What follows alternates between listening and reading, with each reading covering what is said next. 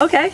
Now so what we've done here, Those in are some addition really to old storing this, artifacts. right, in addition to storing all that stuff in the back, you see a lot of stuff behind that, we decided to make a display wall, and that's what this is.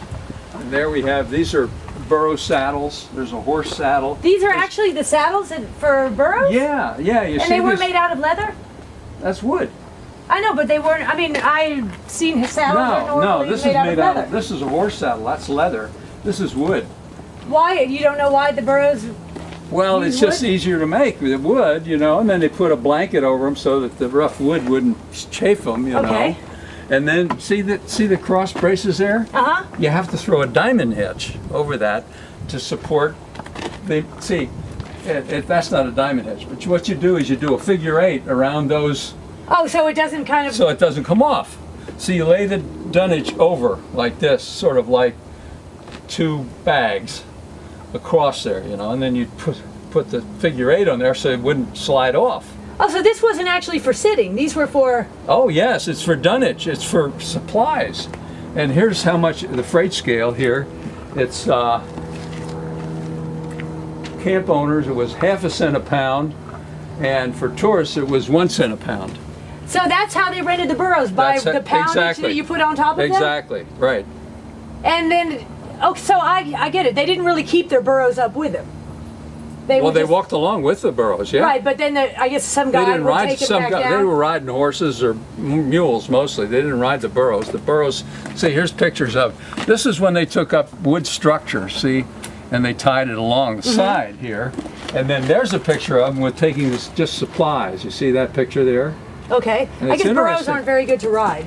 Well, if you that's all you do is just ride, you can ride it. But if you have dunnage on there, you don't want to ride it too, because they can only hold so much. But anyway, there are 2 ways they would do it. You see, when they're with boards like that, they wouldn't tie them together, because if any one of the burros fell, they didn't want to take the whole pack train down, so they didn't tie them together. But on pack train like that, they would tie them all together, and they'd overlap. The horse's head would overlap with the rump, or the burro's head would overlap with the rump of the burro in front. Right. What was the purpose of that? So that they'd know exactly where they were going. They followed the trail, you see. They had a bell on the lead burro, and they listened for the bell. So they all went toward the bell. Did they have blinders on or something? No, they didn't have blinders. But they couldn't see the trail? Well, it was night, you see. Here you have, I see. This is what they used for flashlights. They had a candle in a tin can so that they could see the trail. But it was primarily for the people that are walking, because these burros were counting on the tying together so that they're going up this trail in the dark. Did they ever The reason they went up in the dark is all? because everybody was walking during the day, and they didn't want to take the pack train up during the day while the other people were walking. The telescope up first, the first telescope and the first sun telescope was taken up that way. And it's interesting because they expected that telescope was going to be 1,600 pounds. Well, it arrived and it was 3,600 pounds. So it took them about 2 days longer than they thought. And the mules, they were taking mules because they really needed a strong animal, much stronger than a burro. So they would replace mules about every hour. They'd have a different mule take over. Because it was too heavy? It was too heavy, yes. So anyway, they didn't use something like this lantern for a flashlight? No, they used this. That was in the camp or something. They would have that. Seems like that would go out a lot. No, the candles last long enough. And then it's interesting, we have these canteens here. When the kids come up, you know, they all point to that and say, "What's that?" And we say, "What do you think it is?" "Well, I don't know what it is." I said, "Well, it's a canteen, holds water." "Well, how about a plastic thing? You know, you drink it." They didn't. They thought, yeah, that's what it's for. And then there's a lariat, there's the stirrups. And here, this is a fire burro. See all the fire tools here? So that was the fire engine. Okay. She had a fire up the trail that this guy would go up. Not quite as good as a helicopter. Not quite as good as a helicopter. And Did each he of work the burros, how many people were employed by Lizzie? well, he wasn't employed by Lizzie. See, each of the pack trains, here's a guy that had Charlie Chantry had a pack train. Chantry Flats? Chantry Flats.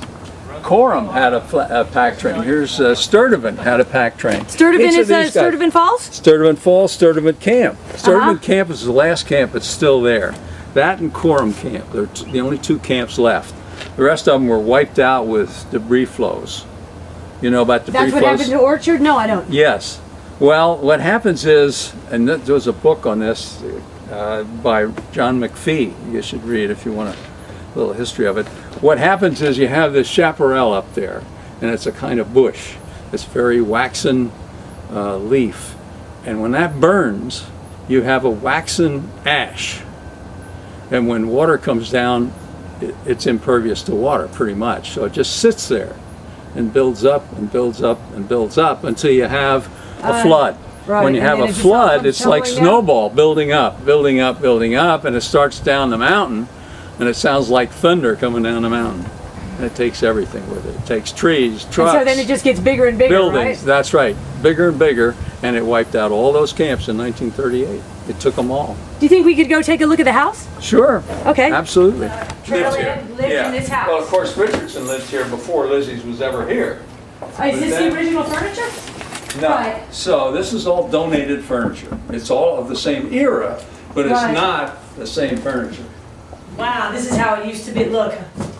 Yeah, that's an old one.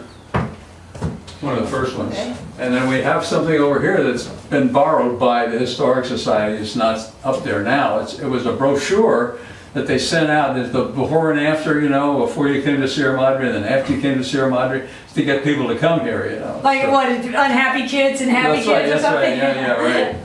And then that was Carter's house there, it's Carteria, and he was the guy who bought all the land from Baldwin, Lucky Baldwin, to form Sierra Madre back in 1880 something. He borrowed. And there are a lot of famous people. When you have those telescopes up there, there's a lot of famous people here. Let's see. It was Andrew Carnegie. That's him there. He probably donated money. He did, Yeah. yeah. Hale got him to. Hale was good at getting money. Hale for was, people, yeah, he was wasn't he? very good.